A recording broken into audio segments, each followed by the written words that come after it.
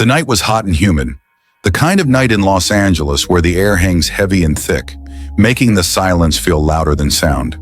That is, until the sound of a single gunshot sliced through the thick silence like a sharp knife. Hours later, the flashing red and blue lights of police cars painted the rain-slick streets. The lights reflected in the dark puddles, making the street look like a confusing, dangerous mirror. Inside a dimly lit, famous recording studio, the life of Darian Cole, a brilliant young 29-year-old R&B superstar, had ended. His lifeless body lay sprawled beside his microphone stand, next to a piece of paper, a blood-stained lyric sheet. That very sheet contained the exact haunting lyrics of his final, unreleased song, When the Lights Go Low, a song in which he shockingly predicted the time, place, and even the way he would die. What started as a sudden, awful tragedy would soon unravel, untangle, into one of the most shocking and saddest crime stories in music history. A story about huge fame, cold betrayal, terrifying obsession, and the dangerous power of words spoken too soon. The night the famous R&B star Darian Cole was killed, the air in Los Angeles wasn't just hot and humid. It felt heavy, like wet blankets were being pressed onto the city. Darian was usually a shining, loud burst of energy, but for weeks leading up to this night, his own personal atmosphere had changed. His millions of fans only saw the bright, confident star on social media. They loved the new haunting verse he posted, where he sang about meeting the dark alone. When the lights go low, I'll meet the dark alone. No one to cry, no one to phone. His busy, business-minded manager, Lana Brooks, smiled when she saw the views on the clip shoot up. "Perfect, great publicity stunt," she cheered to her staff. She was focused on making money, not on the fear in her clients' eyes. The man who couldn't sleep, but the people who were truly close to Darian, saw the change. He was losing weight. His famous smile looked forced, and his eyes had dark shadows beneath them, like he hadn't slept in weeks. He had started carrying his old leather notebook everywhere, as if it contained a secret map to his survival. He told his loyal music producer, Rico James, about his terror. They were like brothers, and Rico knew Darian wasn't a man who scared easily. Darian, his voice low and shaky in the quiet studio. "Rico, I keep dreaming about someone watching me. It's always dark. And the person doesn't have a face, but I know who they work for. They're coming for the music. I truly believe I'll die right here, in the studio where I feel the safest." Rico tried to joke. "Dude, you need a vacation. You're just stressed about the album launch." But the joke died in his throat when he saw the pure, cold certainty in Darian's eyes. Darian wasn't predicting a bad album sale. He was predicting his own death. The eerie gift. The uneasiness grew when Darian released the final song's title, When the Lights Go Low. It was a massive success immediately, but for Rico and Lana, the words felt like a ticking clock. Darian even gave his producer Rico a strange gift, a small silver compass. Darian, handing Rico the compass, "Rico, I want you to remember that no matter how famous you get, you have to always keep your moral compass straight. Don't ever get lost for the sake of money." It was a cold Wednesday night. The rain started around 8 p.m.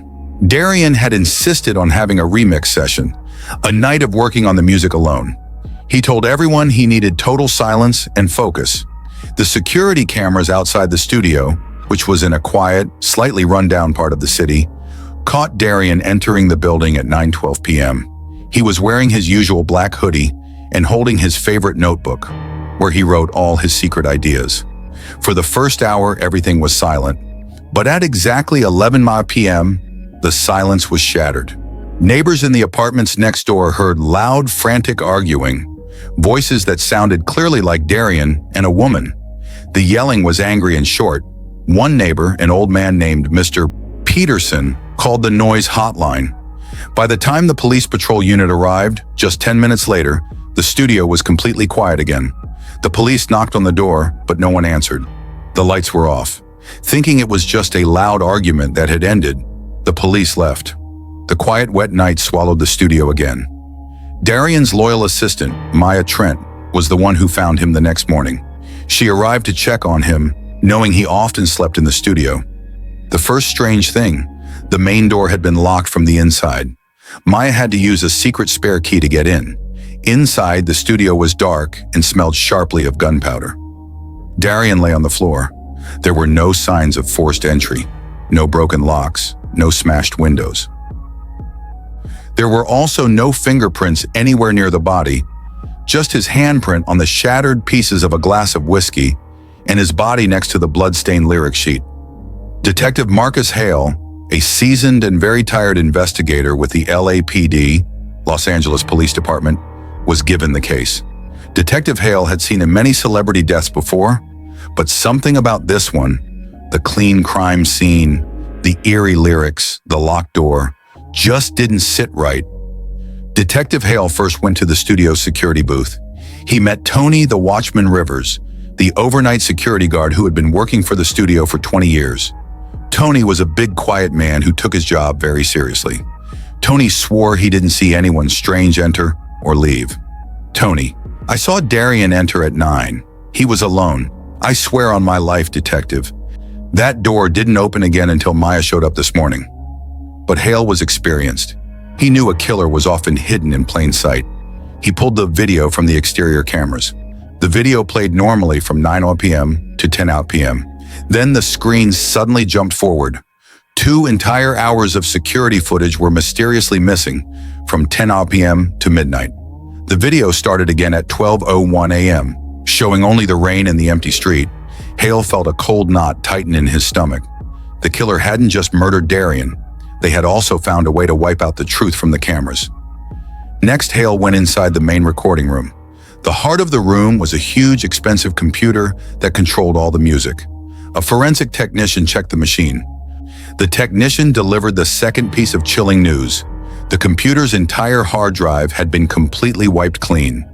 All the music, all the files, all the recording logs from the night of the murder were gone forever. The killer wasn't just physical, they were digital. They knew exactly where the electronic evidence was and how to destroy it. Hale was about to give up on the studio evidence when he remembered one person. Mrs. Elena Chavez, the night cleaner. She worked in the studio building but was usually gone by midnight. Hale found Mrs. Chavez at her home. She was a tiny, kind woman who spoke softly. Mrs. Chavez: I left at 10:15 p.m., detective. But when I was cleaning the back hall, I saw something strange. I saw 2 pairs of shoes by the studio door, Darian's sneakers and a pair of very expensive, very shiny red high heels. The red high heels proved that the woman who argued with Darian was indeed inside the studio before 10:15 p.m. She had slipped past the watchman Tony, or Tony was lying. Detective Hale was exhausted, but the case wasn't letting him sleep. He had the missing video hours, the wiped hard drive, and the murdered star. He needed a break, and that break came from the one piece of evidence the killer couldn't touch: Darian's cell phone. The phone showed the last person Darian had reached out to, the person he had trusted right before his death, his beautiful, ambitious ex-girlfriend, Tessa Monroe. The text was short, cold, and final. You were right. It's happening tonight. This tiny message opened up a deep, dark sinkhole of questions. What was Tessa right about? And why was it happening tonight? Hale tracked down Tessa Monroe at her expensive apartment. She was a model who wanted to be a singer, and she looked perfect, but her hands were trembling. She had a solid alibi, proof she was elsewhere, confirmed by her new boyfriend and a group of friends. Tessa broke down, but her tears seemed controlled. Tessa, her voice tight with fear. He was terrified, detective. It wasn't a publicity stunt. He kept saying someone was following him, that his phone was being listened to. He was convinced someone wanted him dead, and he kept saying they were all connected to the label and the money. She confirmed the argument Hale had heard about from the neighbor. He was upset I wouldn't leave my new boyfriend, she confessed. Then came the terrible, honest twist. Tessa pulled out a folded piece of paper from her purse, a note Darian had given her a few days before his death. If I die, it wasn't an accident. Look at who benefits. Darian had entrusted his life's final clue to her. Hale looked into Tessa's new life. She was indeed dating a very powerful, rich music lawyer named Gary Thorne. The key detail? Gary Thorne was a senior lawyer for Echelon Records, the same corrupt label Darian was trying to escape. Hale had a terrifying, cold realization. Tessa wasn't just Darian's heartbroken ex. She was a spy. She had been close to Darian, gathering information for her new boyfriend, the lawyer, who then reported everything to his boss, Victor Lang. The red high heels the night cleaner, Mrs. Chavez, had seen were almost certainly Tessa's. She had gone to the studio, not to say goodbye, but to confront Darian and try one last time to get him to drop his lawsuit against the label. The argument wasn't about love, it was about money and betrayal. Darian realized Tessa's loyalty had shifted to the power and the money of Echelon. That's why he sent the final text. "You were right about the label being dangerous. It's happening tonight. The betrayal has reached the end." Tessa had betrayed Darian, not with the gun, but with her silence and her love for power. Detective Hale turned his focus entirely onto Echelon Records and its owner, Victor Lang. Darian's final words to Tessa, "Look at who benefits," were ringing in Hale's ears. Hale brought in an accounting expert to secretly audit Darian's finances. What they found was shocking. Darian wasn't just fighting to leave the label, he was fighting a massive, cold-blooded crime. Darian had discovered accounting discrepancies, which is a polite way of saying the label had secretly stolen millions of dollars from Darian over his career. They had moved the money around using complex hidden accounts. Darian was the star, but Victor Lang was the one getting truly rich. Hale went to Victor Lang's huge, luxurious, glass-walled office downtown. Victor Lang was a famous, frightening man in the entertainment world, known for crushing anyone who got in his way. Lang greeted Hale with a smile that didn't reach his eyes. He wore a crisp, expensive suit, and as always, his signature, trademark gold cufflinks that glinted in the sunlight. Hale brought up the lyrics, the fear, and the missing millions. Victor Lang, smirking, calm, and terrifyingly confident. "Detective, you are building a mountain out of lyrics. Artists are emotional. They say crazy, dramatic things all the time for attention. He probably got drunk, accidentally shot himself, or maybe a fan was unhappy. There is no murder here. There is only a tragedy." Lang had an airtight alibi, a dinner party with rich, powerful friends who would all lie for him. He wasn't nervous. He was contemptuous, full of scorn, acting as if Hale was wasting his time. Hale knew Lang was lying. He went back to Rico James, Darian's producer, who had been fired by Echelon the moment Darian's body was found. Rico, heartbroken and now jobless, finally confessed the terrible secret. Rico, whispering, tears in his eyes. Darian had an insurance policy, a secret version of his final song, "The End of Me." It was raw, honest, and it didn't just hint at the crime. It named names: the accountants, the lawyers, and the money laundering. Rico explained that Darian planned to release the song if the lawsuit failed, making sure the world knew the truth, even if he lost everything. Rico, that recording detective, was the only thing that could convict Victor Lang. It was the only thing he truly cared about, and the killer knew exactly where it was and how to erase it from the computer before anyone could find it. The murder wasn't about hate or a bad fan. It was about $20 million and the powerful, cold desire to make sure a piece of music, a few honest, damning lyrics, never saw the light of day. Victor Lang had killed Darian to protect his money and his terrifying secret. The investigation started to stall. The public was moving on, and the LAPD administration was getting pressure from Victor Lang's powerful lawyers to close the case. Just when Detective Hale was about to hit a wall, a new nervous witness came forward. Elliot Pierce, the studio's night engineer. Elliot looked like a ghost. He admitted that he had been in the building that night, hiding in a small storage closet, but he left early because things got weird. Elliot's story was the biggest twist yet. According to Elliot, Victor Lang himself had shown up unexpectedly at the studio around 10:30 p.m. He didn't use the front door. He used a secret staff entrance, explaining why the security guard, Tony, might not have seen him. Elliot, he said he was there to check in on Darian. Victor Lang stayed for maybe 15 minutes yelling, and then he stormed out the same way he came in. Elliot said he heard Darian's final desperate words echoing in the studio. Darian yelling, "You can't silence me anymore. The music is already written." That was the last time anyone heard Darian's voice alive. The missing 2 hours of security footage, 10 p.m. to midnight, were perfectly timed to hide Victor Lang's visit in the killer's exit. 2 weeks later, the silence broke again.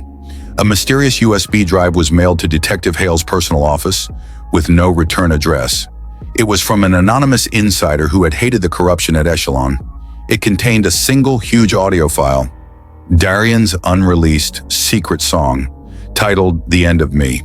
The audio was rough, emotional, and loud. In the song, Darian sang, his voice trembling with power, "You'll see me fall, but never fade. The devil signs where the money's made." Then the final, chilling verse, a clear, direct accusation. "When the clock hits 12 and the lights go low, the man in gold will strike the final blow." Detective Hale sat back. He looked at the golden-colored gold cufflinks Victor Lang always wore. The industry had nicknamed Victor Lang the Man in Gold because of his expensive jewelry and his golden microphone during label events. The lyrics were no longer a prophecy. They were a direct, final accusation of murder. Armed with this new evidence, the LAPD arrested Victor Lang for questioning. But Victor Lang's lawyers were powerful and fast. Before the LAPD could make any formal charges, another tragedy struck. Elliot Pierce, the engineer who was the only witness against Lang, was found dead in his car. The note said, "Suicide note." The official cause of death was an overdose of sleeping pills. Case closed, the police administration declared. The powerful district attorney, DA, who needed political favors from Victor Lang's friends, suddenly dropped the entire investigation, claiming insufficient evidence. Victor Lang walked free, but Detective Hale wasn't satisfied. He knew too much truth to let it go. He knew the death of Elliot Pierce was no accident. It was a final, terrible act of silencing the witness. When Hale returned to his office late one night, he found a message scratched violently into the wood of his desk. A final message from the killer. "You can't stop what's already paid for." Months later, an independent journalist named Leah Vance, who believed Hale, finally released leaked court documents that Hale had secretly given her. The documents showed a terrifying truth.